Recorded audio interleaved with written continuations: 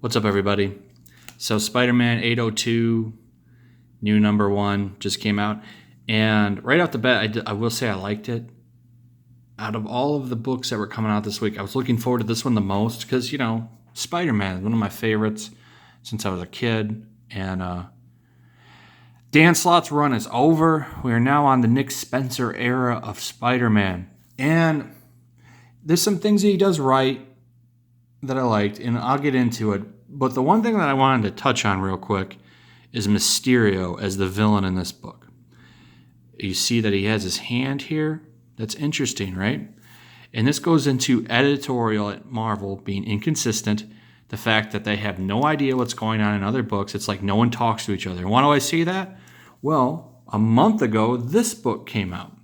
Scarlet Spider number 19. I know it's not the most read book. It's not the most popular, but Mysterio was the villain for a couple of issues, him and his daughter. And long story short, Mysterio ends up getting like sorcerer powers, and his daughter, there was a whole plot with her. And what happens is, like, he had a demon hand, this was the source of his magic, so Ben cuts it off. He loses his hand, loses all his powers. He was like a shriveled up nobody here. He had he lost all his powers. And like the whole thing was he was trying to change his life and be a better person. Now he does vanish, and we don't know where he went. But it's like, I don't feel like they even knew that happened, and they didn't even look into it. Boom, there's his hand right there. Not like a robot hand. It's not a dress. There was no, see, Scarlet Spider 19.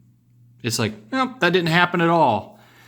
So inconsistently, the inconsistency among Marvel editorial is a joke at this point, and that's a lot of the reason why the book sucks. But we get teased right away. We get this opening scene with Peter and Mary, and him and MJ are up here enjoying the roof. It's like, oh, well, this is nice, and boom, you get trolled. He wakes up, and of course, 30-something-year-old Peter Parker's living with two dudes, always down on his luck. It's like, how can we just shit on Peter Parker every day when we have a Spider-Man book? But there were a lot of things that I did like. So this whole subplot with him living with Boomerang is kind of interesting. They don't touch on it too much in this. It's like, we'll see where it goes, right? We'll see where it goes. It's an interesting subplot, though. And there were some funny jokes, actually, doing that I found kind of humorous. The cringe isn't as bad as the Free Comic Book Day Amazing Spider-Man. I'll say that, right? So I'm going to go into spoilers and stuff. I will say I did like the book. So if you don't want to know, just go read it and come back. But there was something. There's also a plot that he's doing with Kingpin here. You see here he's coming in. He's like, I like the art in this book a lot. So he busts in. He thinks that there's an alarm going off. This bank's being robbed. And Kingpin's there. And he's like, I'm going to give you the key to the city. And I like this. He turns it down. He's like, I'm good with my regular sized keys or whatever. It was an okay little joke.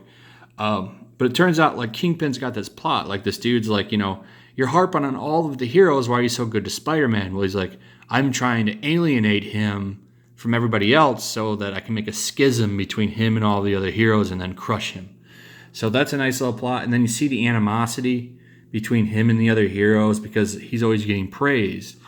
And I don't get this. This is more inconsistency right here. He's like, not now, Johnny. I don't like you either, because all the heroes are kind of down on him. Like these two are like, we're just having like food. They were eating like food on a rooftop together in the last spectacular annual. So it's like, what? Inconsistency again. But this is what I like. So now I can tell that Nick Spencer did go and read other people's books. So he got here, Peter's like talking about, okay, I've got this sweet job at the Daily Bugle, but now all of a sudden, so he goes to ESU, and this is what I thought was pretty cool.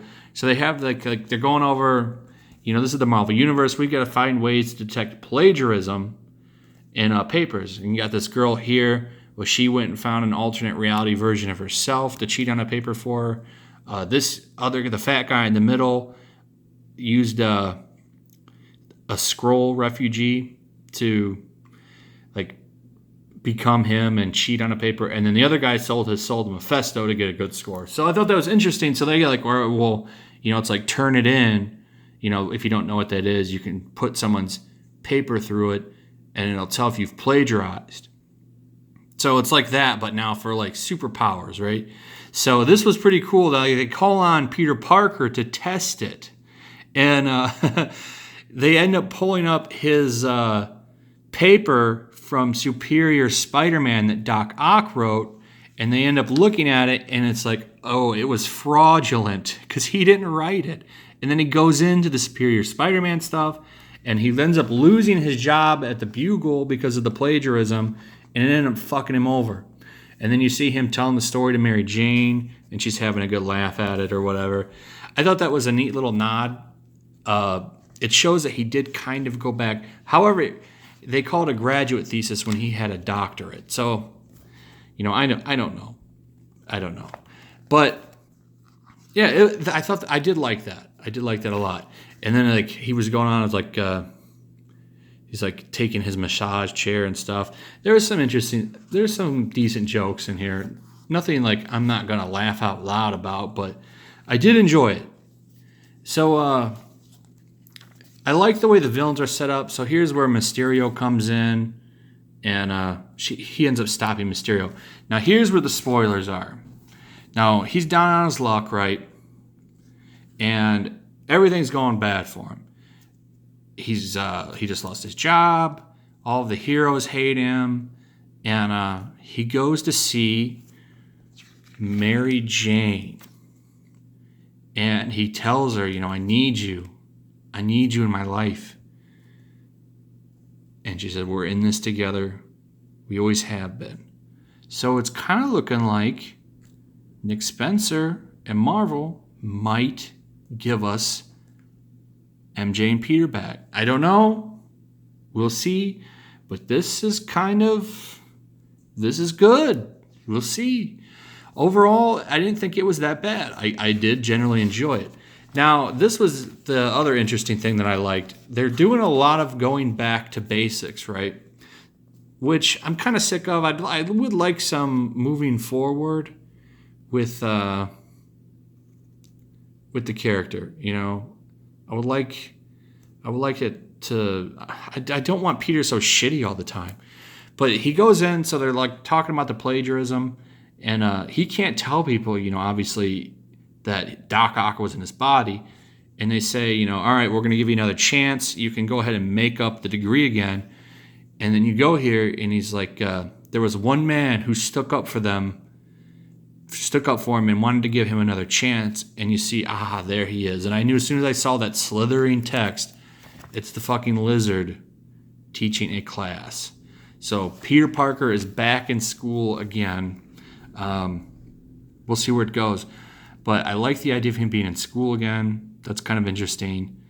And if Mary Jane comes back, I think that'd be even better. So, yeah, I liked it. I did like it. I recommend it. I think it's pretty good. Check it out. That's all I got to say. There's some cheesy jokes. There's even a Trump nod here. Actually, I should show that. Nick Spencer is not going to... there's no way he'll do that, not have a Trump reference, right? It's old Nick Spencer. So let me just go to it real quick, because I didn't even know if I wanted to touch on it right here, but it was right here when Fix comes in. He's like, I know you're much too humble to come here for this any other way. Wilson Fisk, kingpin of crime, and now the duly elected mayor of New York City. How the heck did that happen, right? Some people say he used an infinity stone to reshape reality, or got Mastermind to brainwash everybody, but I blame all the subway delays. Dr. Doom is probably right about democracy being dumb. Now, that's obviously a Trump reference if you know Nick Spencer. But it was a slight one, and that was it. Other than that, I didn't see a lot of SJW bullshit, and I thought it was a good book. So, yeah. Check it out. Check out the Patreon. YouTube's got me in like super advanced review, which I'm never going to get out of. So if you like my content, consider throwing me $1. Like, subscribe, leave a comment. Let me know what you thought about this book. If you read it, I liked it a lot. I thought it was fun. So, yeah, that's it. I'll see you guys on the next one.